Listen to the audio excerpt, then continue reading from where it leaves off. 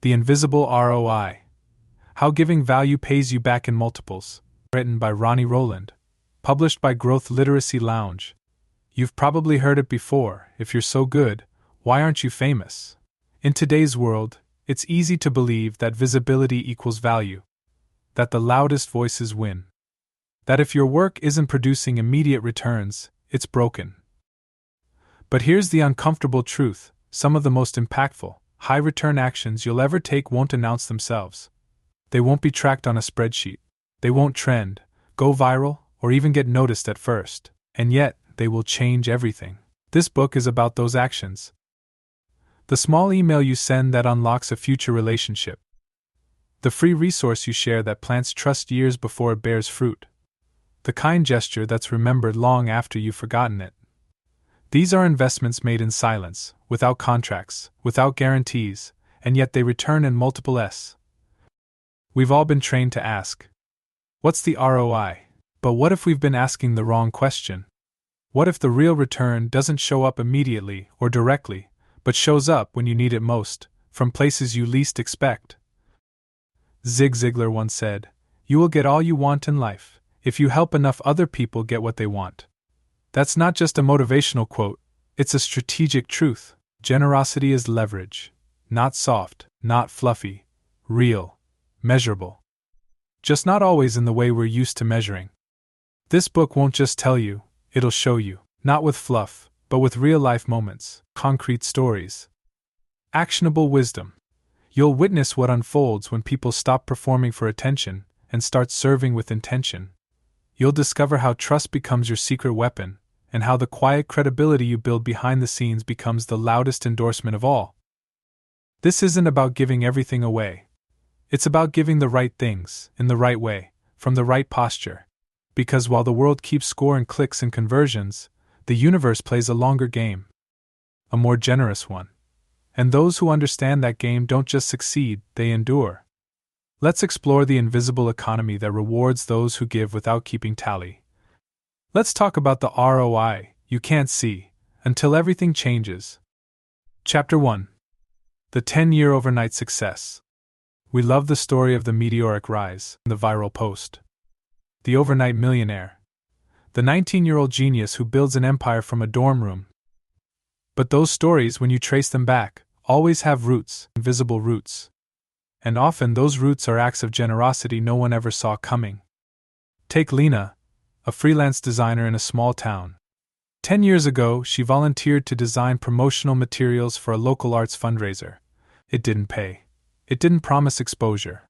It didn't even really make sense. She had bills, deadlines, and a new baby at home.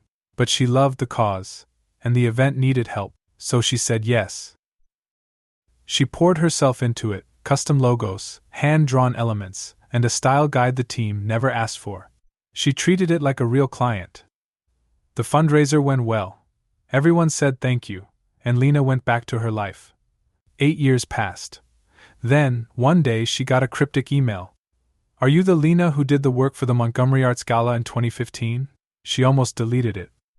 But curiosity won out. Turns out, someone's cousin had attended that gala, remembered the beautiful designs, and mentioned Lena's name in a conversation years later. That cousin's friend? A CEO now. And he needed a creative director for a luxury product launch. A 6-figure contract. There was no pitch, no resume. Just a decade-old memory of excellent, unpaid work, spoken in the right room at the right time. Lena didn't plan it that way. She wasn't working an angle, but she planted a seed. And when it bloomed, it changed her life. This is the kind of return most people never count. We've been trained to only measure what's immediate and visible. How many likes? How many leads? What's the conversion rate? If the results don't show up fast, we assume the effort was wasted. But that's not how giving works. When you offer value without expectation, you enter a different economy, one that doesn't play by the same timeline as marketing dashboards or quarterly reports. It's slower, messier, more human, but also far more powerful. Think about your own life. Chances are, someone gave you a shot once, introduced you, encouraged you, helped you without asking for anything back. Maybe they don't even remember doing it. Mazen. But you do. And it mattered. Now flip that.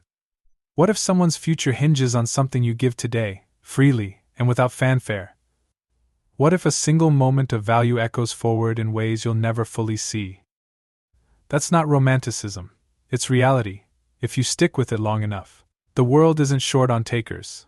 But givers? Real givers? They stand out. Not because they shout, but because they solve problems, spark ideas, and serve without needing to be repaid. People remember that, maybe not right away, but when the right door opens, they think of you. The ROI is rarely immediate, but it's real. So no, Lena's success didn't happen overnight. It happened over a decade of quiet consistency. One project, one decision, one generous act at a time. You don't have to go viral to be valuable. You just have to keep showing up with the best of what you have, even when no one's watching. Because someone always is, and when the harvest comes, and it will, you'll realize you weren't working for exposure. You were investing in the kind of equity no bank account can hold: trust, reputation, and timing. That's the invisible ROI. Chapter 2. The math is nonlinear. When Marco released his free PDF, he didn't expect much. It was a simple guide, 12 pages, no fancy graphics, just hard-earned insights from 5 years of running a bootstrapped e-commerce brand.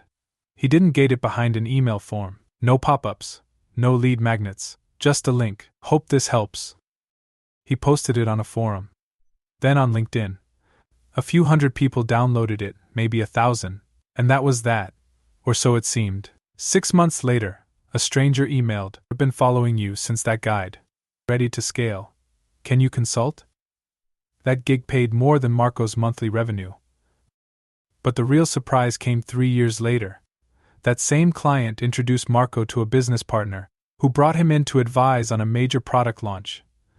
That relationship led to a long-term retainer and, eventually, equity in a rising brand. Marco didn't plan that. He didn't predict it. He couldn't have charted it on a spreadsheet. But here's the truth he came to believe: value compounds in unexpected ways, and the math of generosity is never linear. We're taught to think in straight lines: effort in, results out. Publish a post, track the clicks, send an email, and watch the open rates. Input equals output. But giving value doesn't follow that model. It ripples. It loops. It bounces off walls you didn't know existed and shows up years later with a new face, a new name, and a life-changing opportunity. Most people give up too early because they're measuring the wrong thing. They expect a clean transaction, like buying coffee. I give you $5, you give me caffeine, done. But giving value is more like planting a wild garden. You scatter seeds. Some land on pavement, some in soil, some sprout in a week. Others lie dormant until a perfect storm brings them to life. And sometimes, someone else waters what you planted. The multiplier effect comes when people pass your value along. That PDF Marco wrote? One founder shared it with a mastermind group. One member of that group forwarded it to his COO. That COO hired Marco. Not because he marketed himself, but because he showed up generously and consistently. That's the nonlinear math. One act of value today might return through 5 different people, 4 years later, in a form you never imagined. The mistake is thinking that if you don't see results immediately, nothing's happening. But something always is. Every time you solve a problem, share wisdom, or help someone without asking, you're laying down roots. The growth happens underground first. Quiet, invisible, but very real. You don't have to game the system. You just have to trust the system beneath the surface. This is why consistency matters. Not because every piece of value will go viral, but because you never know which one will land in the hands of someone who matters. And you can't control the timeline, but you can control the rhythm.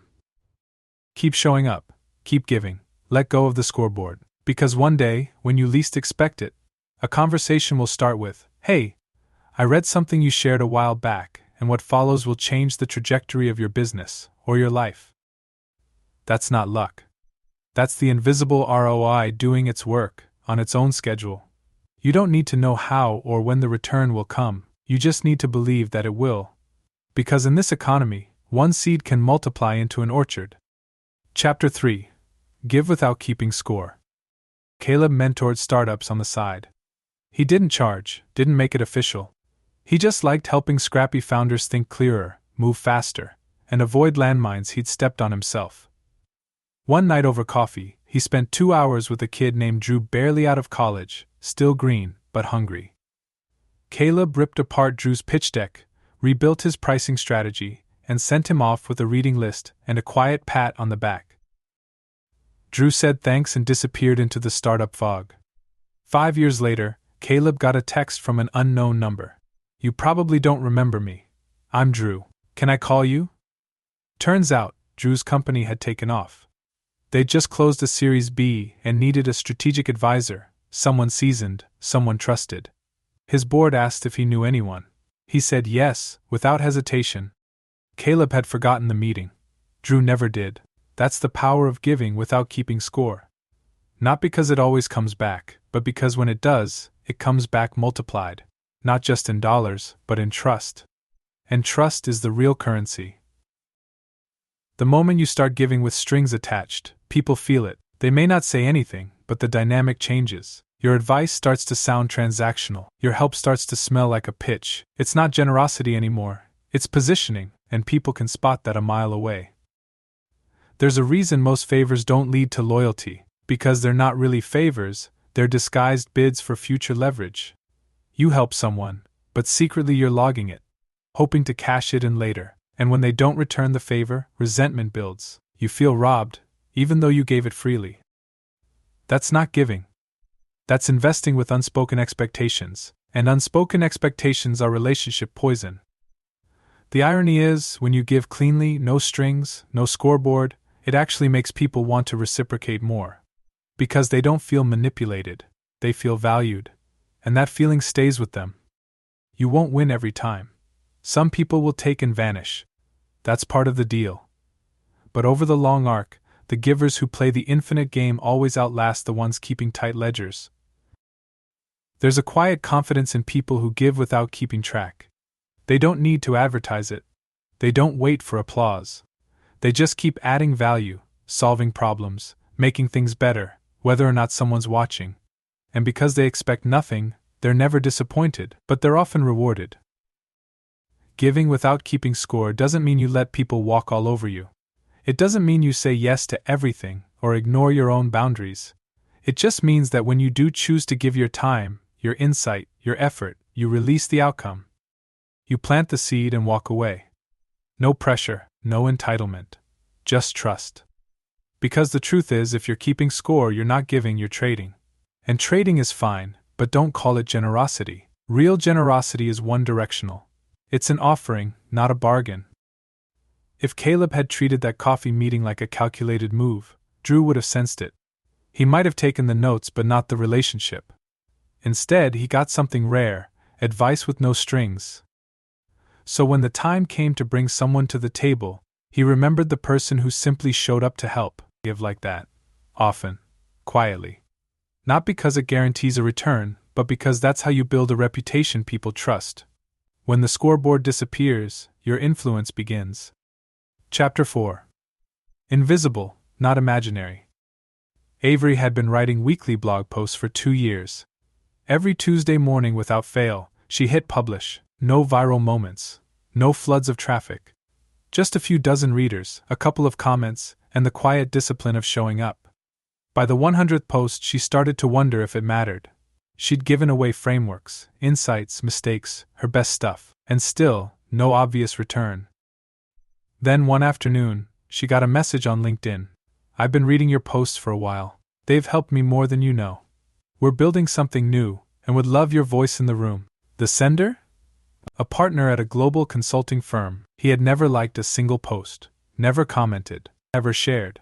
But he'd been reading, quietly, consistently. Within 3 months, Avery had a retainer and a seat at the strategy table. Not because of one brilliant article, because of 100 acts of invisible value. This is where most people give up. They think if no one claps, it didn't land. If no one replies, it wasn't worth it. But value doesn't always announce itself. Sometimes it hides. Sometimes it listens silently, gathering weight. Just because it's not seen doesn't mean it's not working. We're conditioned to crave visible feedback. Likes, comments, open rates, tiny dopamine hits that validate the effort. But the invisible ROI lives in a different system. It rewards consistency, not charisma, substance, not spectacle. It's easy to believe you're being ignored, especially when you're pouring yourself out and hearing nothing back. But invisibility is not the same as irrelevance. Sometimes the most meaningful connections are forming in silence. The right people are watching, processing, trusting. There's a quiet kind of influence that builds beneath the surface, and you can't force it to reveal itself on your schedule. The harvest is always slower than the planting. Avery's story isn't rare, it's just rarely told. We highlight the explosions, the big breaks, the flashy moments, but behind every one of those is a stretch of solitude. A season where someone kept giving even when it felt like no one cared. The world isn't waiting to hand you trophies. It's watching to see if you're the kind of person who deserves them. And here's the twist: sometimes, the person being shaped most by your giving is you.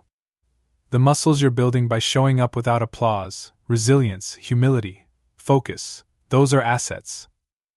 That discipline becomes a kind of internal wealth, and eventually, external results catch up. Avery didn't just earn a client. She earned a reputation. And reputation, once earned through invisible effort, works for you even while you sleep. You're not invisible because you're ineffective. You're invisible because your impact is still moving underground. And that's how roots grow. Quietly, steadily. Until one day, a shoot breaks the surface, and everyone calls it sudden. But you'll know better. So if you're in that in-between season, showing up, sharing, building, and hearing nothing back, keep going. You're not failing.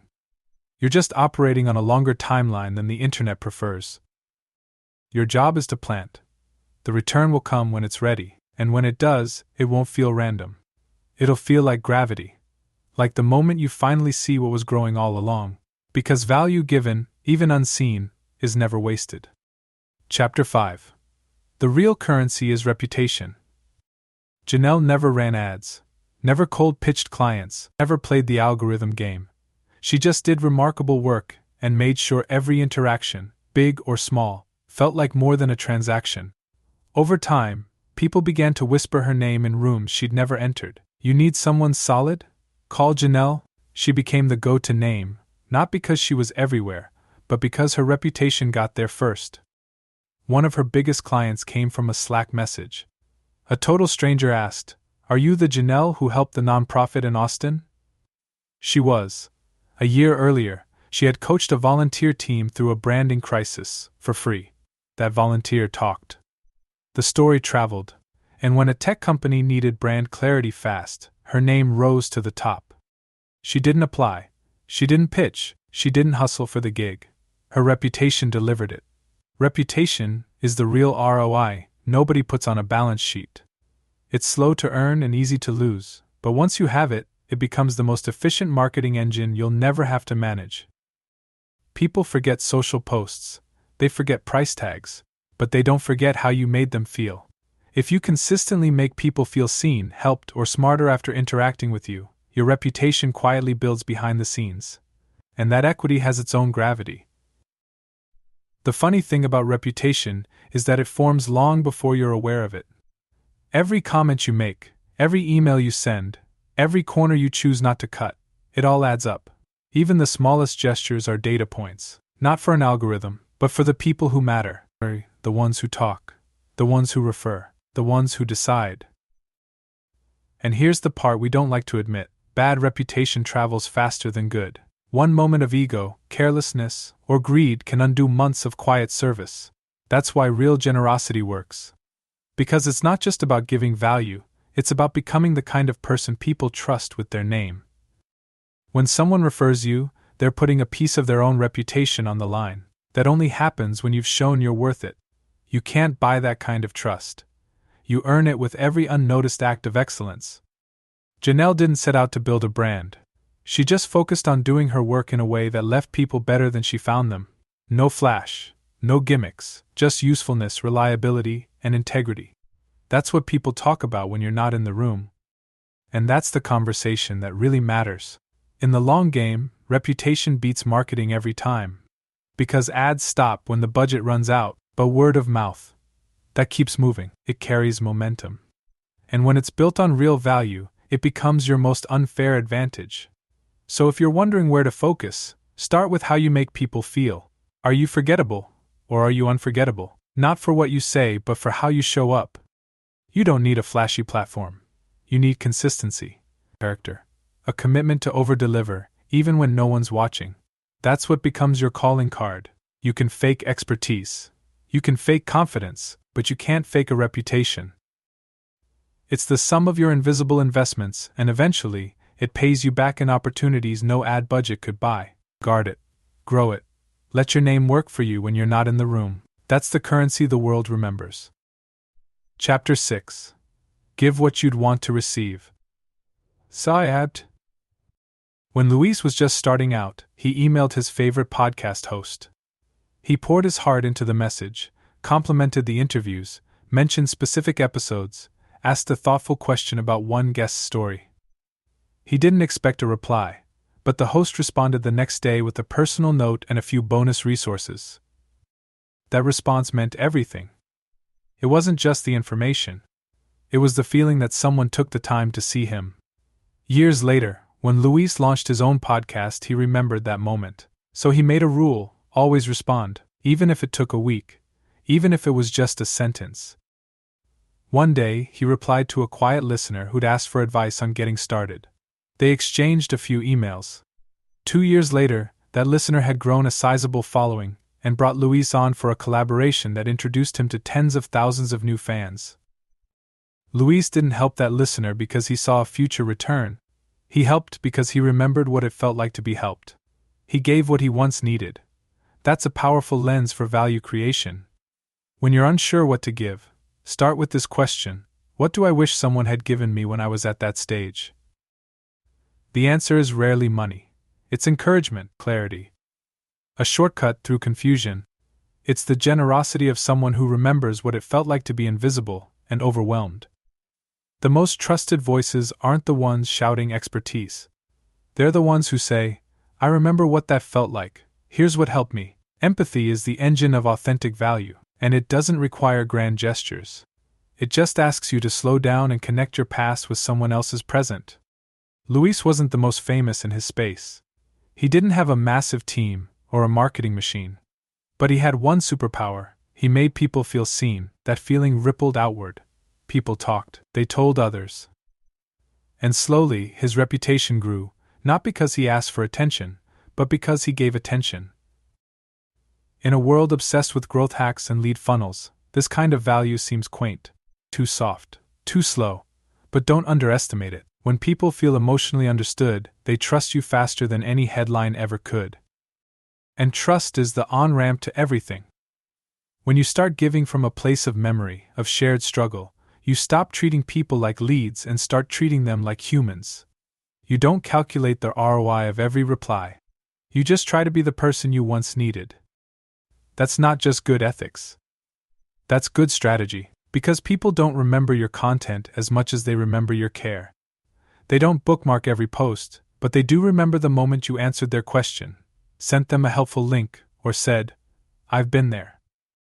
And when those people grow, when they win, they look back. They look for who helped them before they had status, and they bring those names forward. That's what happened to Luis. His listener became a champion, not because of content, but because of care. So give what you'd want to receive. Share the maps you had to draw by hand. Offer the encouragement you wish someone had offered you. And when in doubt, respond like someone's breakthrough might hinge on your answer, because sometimes it does. The return may not come fast, but it will come, and when it does, it won't feel like a transaction, it'll feel like connection. Like full circle.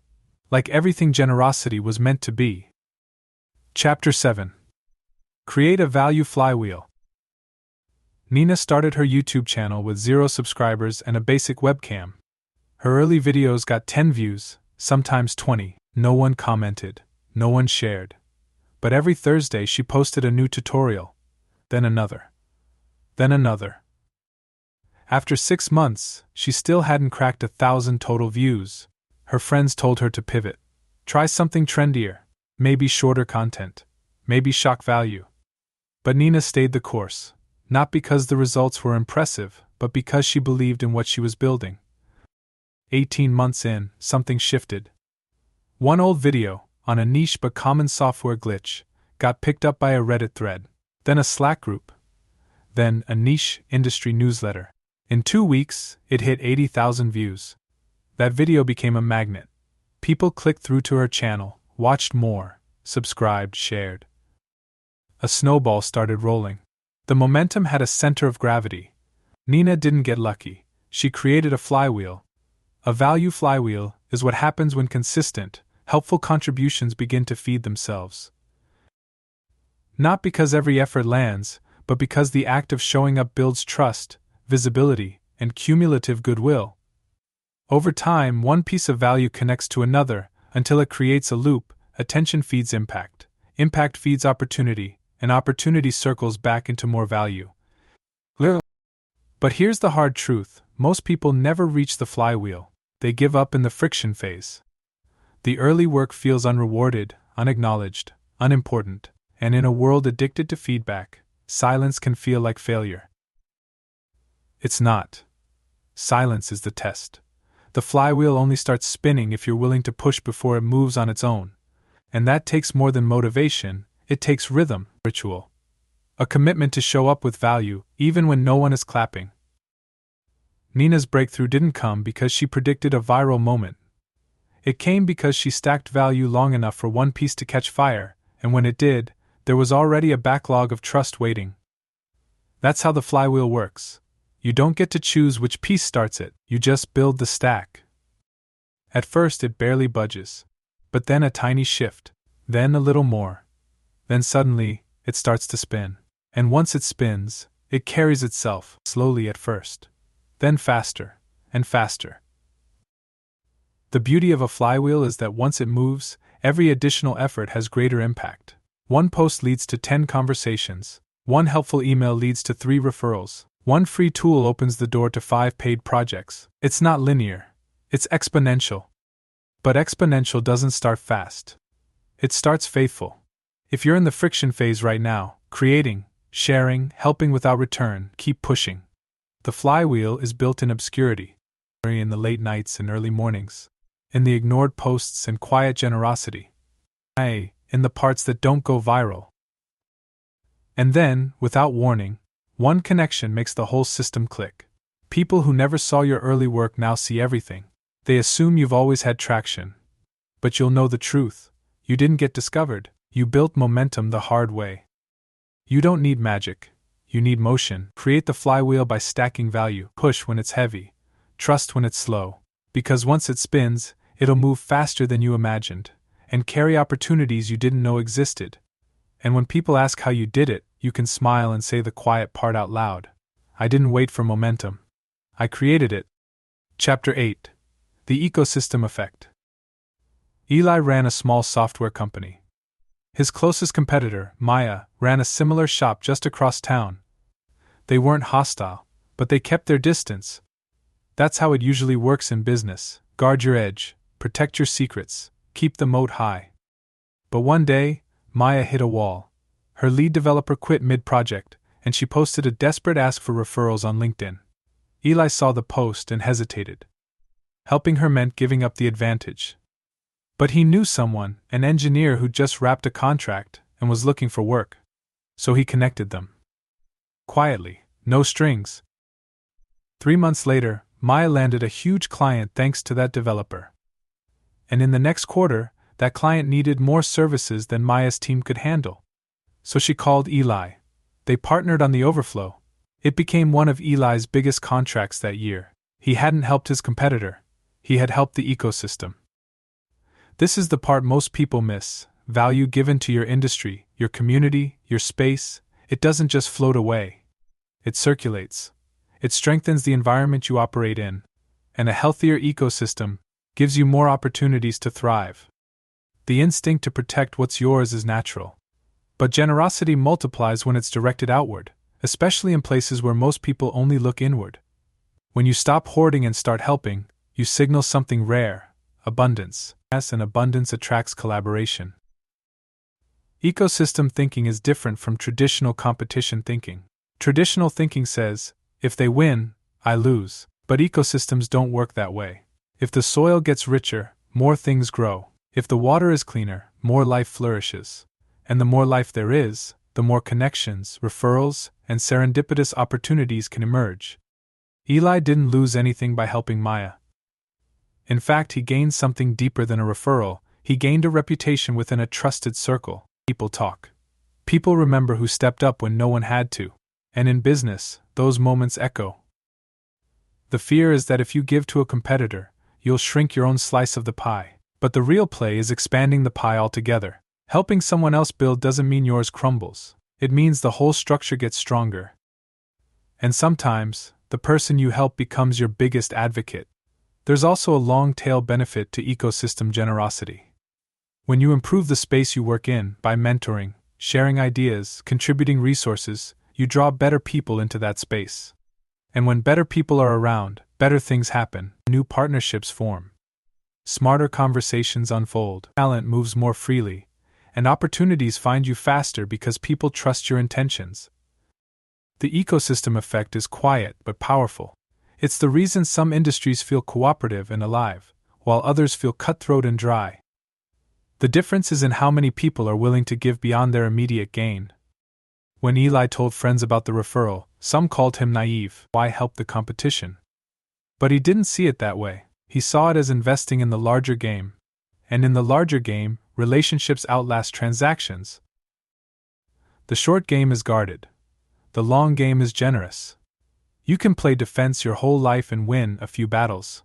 Or you can build something bigger by lifting others as you climb. Either way, your name travels. The question is, what does it carry when it arrives? So think bigger than your business. Think beyond your numbers. Think about how your presence affects the space around you. Because when you invest in the ecosystem, you're not just helping others grow, you're fertilizing the ground beneath your own feet. And one day, that soil will grow something for you that you didn't even plant. Chapter 9.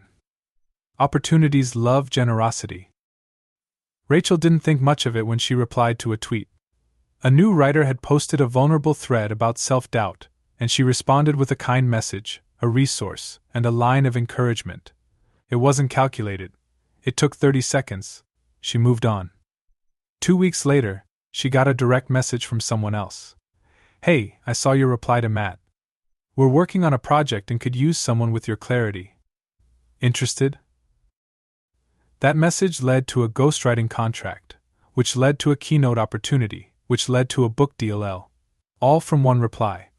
Rachel didn't give value because she saw leverage. She gave because it's who she is, and when opportunity came, it didn't knock, it followed her scent. Generosity leaves a trail. It's not just about what you give.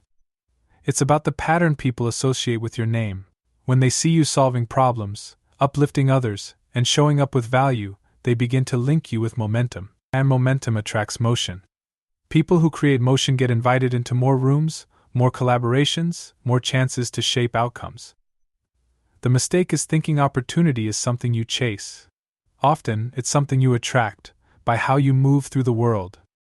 People notice the way you treat others, even when you think no one's watching. They remember who gave freely, who made them feel smarter, stronger, or seen. And when those people find themselves with a platform, a budget, a seat at the table, they look around. They look for someone who gave first. Opportunities flow in the direction of trust, and trust is built through small, generous acts over time. That's why being generous in the little things matters. It's not about being performative or selfless to a fault. It's about creating a rhythm of contribution that makes people think, if they're that thoughtful here, I trust them with more. Rachel's story isn't rare. It just rarely gets traced back. Most people can't remember the moment they earned their big break. But if you rewind, it's usually rooted in a generous choice, a connection made, a resource shared, an encouragement offered. The kind of thing that doesn't feel big until it echoes. And when you do it without expecting anything in return, it feels different, cleaner. People can sense the purity of your intent. They're drawn to it. Not out of obligation, but out of resonance. This isn't karma. It's credibility. If you build a reputation as someone who gives generously, whether it's knowledge, time, ideas, or care, people will find ways to bring you in. Sometimes directly, sometimes indirectly, but always with increasing frequency. That doesn't mean you'll be flooded with gigs the moment you post a free resource. It means your name starts to live in more places. People mention you in meetings, share your link, recommend you without being asked. And one day, when someone's making a decision that could change your trajectory, your name will come up, and it won't feel random. It'll feel like a return. Opportunities love generosity, because generosity signals readiness. It shows you're not just talented, you're safe to trust, collaborative, thoughtful. The kind of person others want on their team, in their inbox, or on their stage. So don't overthink it. You don't need a master plan, you need a pattern. A posture of giving. Because when you lead with generosity, you stop waiting for opportunity to knock. You become the reason the door opens. Chapter 10. Strategic Generosity. Malik ran a consulting firm in a crowded space. Everyone was guarding their process, hoarding their secrets, and keeping their methods locked behind paywalls. But Malik did the opposite. He gave it all away, his frameworks, his tools, even his client onboarding checklist. His peers thought he was crazy.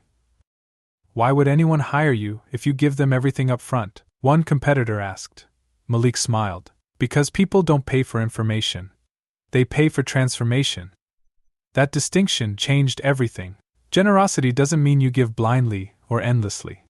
It means you give deliberately, with clarity, focus, and a bigger goal in mind. It means you lead with value, not because you're naive, but because you understand how trust is built and how credibility compounds. Strategic generosity isn't about manipulating outcomes. It's about understanding that sharing what you know doesn't diminish your value.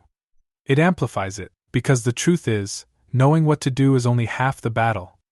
Knowing how to apply it, when to pivot, and how to execute well. That's where the real value lies. And that's what clients pay for. When Malik shared his systems online, something unexpected happened. Instead of losing leads, he attracted better ones. People came in already familiar with his approach. They respected his thinking. They trusted his clarity. Instead of selling himself, he spent time solving problems, and that made the sales process faster, smoother, and more human. The generosity didn't cost him. It qualified his audience. Strategic giving filters the room. It weeds out those looking for quick fixes and draws in those who are serious about depth. It signals that you're confident enough in what you offer that you don't need to hold it hostage. Think about the brands, leaders, and voices you respect. Chances are, they've helped you without asking for anything. They've offered insights that saved you time, changed your perspective, or gave you clarity when you needed it most. That value builds a bridge. And when the moment comes to hire, refer, or promote, that bridge becomes the path. That's how generosity works when it's done with purpose. But here's the nuance. Strategic generosity is generous first. The strategy part doesn't mean you give with a hidden hand. It means you understand the long game. You know that trust doesn't scale through clever hooks, it scales through real help. There's also a magnetic confidence in people who share freely. It tells the world, I have more where that came from. Scarcity hoards. Abundance gives. And abundance earns attention. Malik's competitors kept tweaking offers and building firewalls around their knowledge. He kept teaching, sharing, showing up. And over time, the market tilted in his favor. Not because he shouted the loudest, but because he gave the clearest value. Being strategic with your generosity doesn't mean gaming the system. It means playing a deeper game. One where your reputation does the work for you, and the people you help become advocates, not just audiences. You can be generous and smart. You can give without being taken advantage of. You can lead with value and still get paid, often more, and more often. The key is to stop seeing giving as a gamble, start seeing it as positioning. Not fake urgency, not scarcity tricks. Real positioning through trust, transparency, and demonstrated usefulness. That's the kind of generosity the market remembers. That's the kind that spreads. So give the good stuff. Be generous like a strategist, not a martyr. Help people in ways that show your depth, your clarity, and your care. Because in the right hands, the value you give will return, smarter, stronger, and multiplied. Chapter 11. Give in the dark. Darren had a rule: no publicity, no credit. Every year, he anonymously funded 5 full-ride scholarships for first-generation college students. No press releases, no photo ops. He didn't even let the schools share his name. His only request was that the recipients never had to know where the money came from. When asked why, he simply said, "If I do it for applause, I've already been paid." Giving in the dark is a different kind of power. It's not about humility for show, it's about detachment. It's the practice of releasing your need for recognition and trusting that value, once given, will move without your permission. Sometimes, the most potent seeds are the ones never traced back to your hand. We live in a world obsessed with credit. Whose idea was this? Who gets tagged? Who gets listed as the source? But the deepest impact often travels silently. It changes people in ways they may never be able to name. It plants something they carry forward, long after your role is forgotten. That's where invisible ROI shines the brightest, when you're not chasing metrics, but meaning. The irony is, giving in the dark doesn't make you disappear. Over time, it builds a reputation more powerful than any headline. People come to know you not by your name being everywhere, but by the atmosphere that follows your presence. You become known for substance, not noise. And people trust substance. It takes a certain kind of confidence to give without needing a receipt. Most of us want to believe our actions matter, and visibility feels like proof. But there's a quiet maturity in saying, "I know what I did." That's enough. Because in truth, the value often returns from directions you never tracked, and people you never knew were watching. The silent witness effect is real. Someone reads your post and doesn't click. Someone hears your advice in a meeting and says nothing. Someone benefits from your generosity and never circles back, but they remember. They file it away. And when their moment comes, when they're in a position to open a door or recommend a name, you surface. Not because you asked to, because you gave without needing to. Giving in the dark also frees you. It removes the pressure of performance. You don't have to curate your goodness or polish your brand, you just act. Honestly. Intentionally. From values, not vanity. And that makes the generosity sustainable, because it's not tied to feedback. That's how Darren kept giving for years. He didn't burn out or grow cynical because he wasn't waiting for applause. He gave from conviction, not compulsion. And in the process, he became a quiet legend, not because people knew his story, but because they felt the ripple effects of his choices. You may never know how far your value travels.